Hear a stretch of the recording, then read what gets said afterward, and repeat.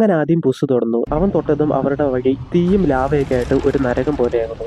അതിനുശേഷം kitty തൊടുന്നു. Kitty തൊട്ടതും അവരുടെ വഴിയാണെങ്കിൽ അതിനേക്കാളും കഷ്ടമാവുന്നു. എന്നാൽ വെറുതെ തൊട്ടതും അവരുടെ വഴി കളർഫുള്ളും പൂക്കൾ നിറഞ്ഞതും കടന്നു പോകാൻ വളരെ എളുപ്പമുള്ളതുമാവുന്നു. അതുകൊണ്ട് തന്നെ ഇനി അങ്ങോട്ട് ആ മാപ്പ് അവന്റെ കയ്യിൽ തന്നെ ഇരിക്കട്ടെ എന്ന് അവർ തീരുമാനിക്കുന്നു.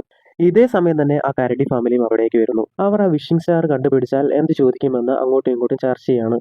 എല്ലാവരും അവരവരുടെ ആഗ്രഹങ്ങൾ പറഞ്ഞപ്പോൾ അമ്മ കരടി ഗോൾഡിയോട് നിനക്ക് എന്ത് ആഗ്രഹമാണോ ഉള്ളതെന്ന് ചോദിച്ചതും അതിപ്പോൾ പറയാൻ പറ്റില്ല, കാരണം അതിന്റെ ബർത്ത്ഡേ വിഷസ് ആണെന്ന് അവൾ പറയുന്നു. അങ്ങനെ ഇവരെ കണ്ട് പേടിച്ചോടിയ പുസും കൂട്ടരും ഒരു മോൺസ്റ്റർ പൂക്കളുടെ ഇടയിൽ ചെന്ന് പെട്ടുപോകുന്നു. ആ പൂക്കളാണെങ്കിൽ അവരെ അപ്പുറത്ത് കിടക്കാൻ സമ്മതിക്കുന്നില്ല. ഇവരുടെ വഴി മുടക്കി നിൽക്കുകയാണ്. അപ്പോൾ വെറിറ്റോ വന്ന് ആ പൂക്കളെ പതിയെ ഒന്ന് മണത്തതും ആ പൂക്കൾ വെറിറ്റോയ്ക്ക് മാത്രം വഴി മാറി കൊടുക്കുന്നു. അതുകൊണ്ട് തന്നെ വെറിറ്റോയും അവരോടും അങ്ങനെ തന്നെ ചെയ്യാൻ പറയുന്നു. ഒരു വലിയ അഡ്വഞ്ചർ ജേണിക്കായിട്ട് ഇറങ്ങി തിരിച്ചവർ പോകുന്ന വഴിക്ക് ഇതുപോലൊരു കോമഡി ഉണ്ടാകുമെന്ന് ഒരിക്കലും പ്രതീക്ഷിച്ചില്ല. വെറിറ്റോ, നീ ആളൊരു മാതിരിയാണല്ലോ, നിന്റെ പാതയും വ്യത്യസ്തമായിട്ടിരിക്കുന്നു. നിന്റെ കഥ എന്താന്ന് കിറ്റി ചോദിച്ചതും എന്റെ കഥയോ, എന്റെ കഥ വളരെ കോമഡിയാന്നേ. എന്റെ കുട്ടിക്കാലത്ത് എന്നെ വളർത്തിയവർ എന്നെ വെച്ച് പ്രാങ്ക് ചെയ്യായിരുന്നു, എന്റെ കൂടെ ഒളിച്ചു കളിക്കുമായിരുന്നു. എന്നെ ഒരു പെട്ടിക്കുള്ളിലാക്കി മൂടി വെക്കും, എന്നിട്ടൊരു കുഴി ഉണ്ടാക്കി കുഴിച്ചിടും. പക്ഷെ അവരെന്തൊക്കെ കാണിച്ചാലും ഞാൻ അവരെ അവസാനം കണ്ടുപിടിക്കും. ഇതിൻ്റെ ഫുൾ വീഡിയോ കാണാൻ താല്പര്യമുള്ളവർക്ക് ഡിസ്ക്രിപ്ഷനിൽ ലിങ്ക് കൊടുത്തിട്ടുണ്ട്. അതുപോലെ വീഡിയോ ഇഷ്ടപ്പെട്ടാൽ ലൈക്ക് ചെയ്യുക, ഷെയർ ചെയ്യുക, സബ്സ്ക്രൈബ് ചെയ്യുക.